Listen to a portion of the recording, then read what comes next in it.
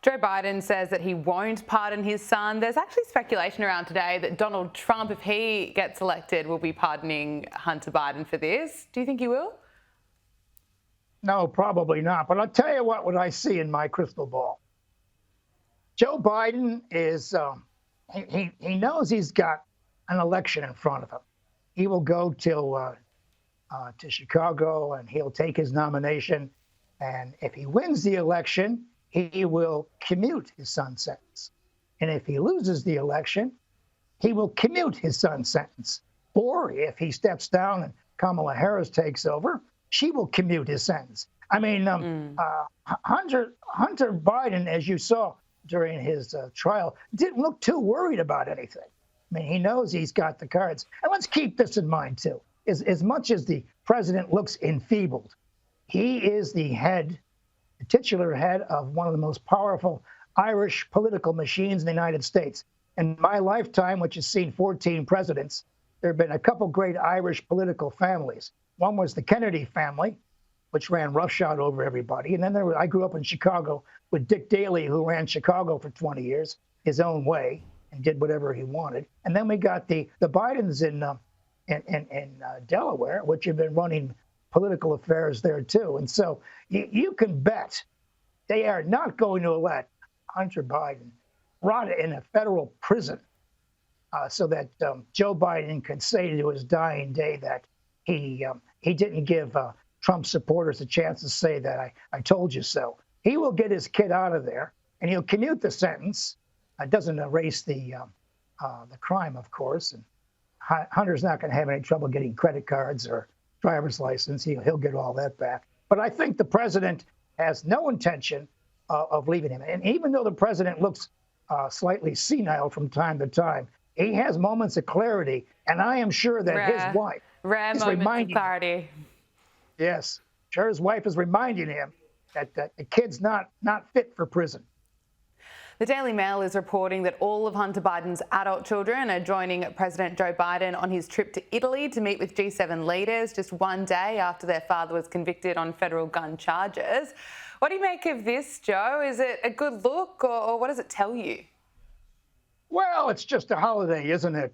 Look, these G7 things, and I was around when the first one started in 1973. I was 29 years old. It was designed to deal with the OPEC crisis in those days about oil. And then it morphed into something else. And of course, there are G7 finance ministers meetings, and there are foreign ministers meetings, and there are heads of government meetings, and there are all these competitions for NGOs and think tanks to put up an agenda. It has now become a cottage industry. And you can always tell that a G7 meeting has no intention of doing anything when they meet in a five-star hotel with a Michelin restaurant. I mean, it's a holiday for these people. You know, it's part of the circuit. I mean, Christ, the guy was just in Europe a couple days ago, and then he goes back and he brings the kids with him. What does he think this is, Dream World? It's supposed to be serious business, and so he brings the kids with him. There's nothing worse than that look. Look, President Joe Biden is allegedly, or he's supposed to be pushing G7 leaders to hold China and Russia in check while tackling global problems like infrastructure funding and artificial intelligence. Are we likely to see any big outcomes out of this, Joe? Well, Biden's trying to push the Europeans to accept his plan on either seizing Russian assets, that is, to cash them in, or to take the interest from the assets. And of course, the Europeans are not too crazy about this because, you know, Gabriella, two countries can play the same game. You know, when a lot of these assets are in European banks, and if the Russians want to play hardball with the Europeans, they can freeze their assets. You know, in 1917, the Bolsheviks seized American assets in Russia, and then it took 20 years to unravel the problems that it caused. It's really kind of a non-starter. And of course, Biden is obsessed with Ukraine. And I don't want to shock your viewers, but we have lost the war in Ukraine. It's over. The only person who doesn't know it's over is President Biden. You know, we should be looking for ways to maybe help Ukraine or rebuild it later on. But this idea of trying to give them armaments when we should be offering them diplomatic solutions is ridiculous. And I tell you what Joe Biden's doing is not going to save one life in Ukraine between now and when the conflict ends.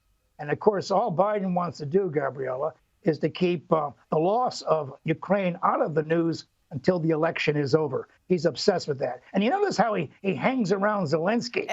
Is that why he's obsessed with it? Because the election's coming up? Or in your view, why is he, as you say, obsessed with Ukraine?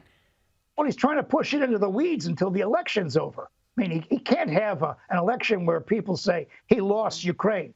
When I was a kid, people used to say that presidents lost China, they lost South Vietnam, they lost Iran, and all the rest of it. That's the kind of game that politicians play after they've lost a war. Look, the Russians are going to win this war. They've worn them down. And, as I've said day one, we should have used, President should have used all his diplomatic power to try to stop this from happening. And of course, he didn't call Putin. He hasn't called him during the course of the war. But he's met Zelensky on numerous occasions, offered him everything but American troops, and offering him all this kind of hope. And, the president's attachment to this character just strikes me as incredibly odd. He gives him whatever he wants. And Zelensky ain't all that popular at home because, after all, he is losing the war. They've lost a lot of men, and they've lost a lot of infrastructure. In fact, if you look very closely at Ukraine, it looks like it's been pulverized by Russian artillery, which it has, as a matter of fact. So we should be looking for a decent end for this war. And look, I have no problem in defending your territory. But when you are defeated and the enemy's all around you, what chance does Ukraine have against a nation that has 11 time zones? Zero.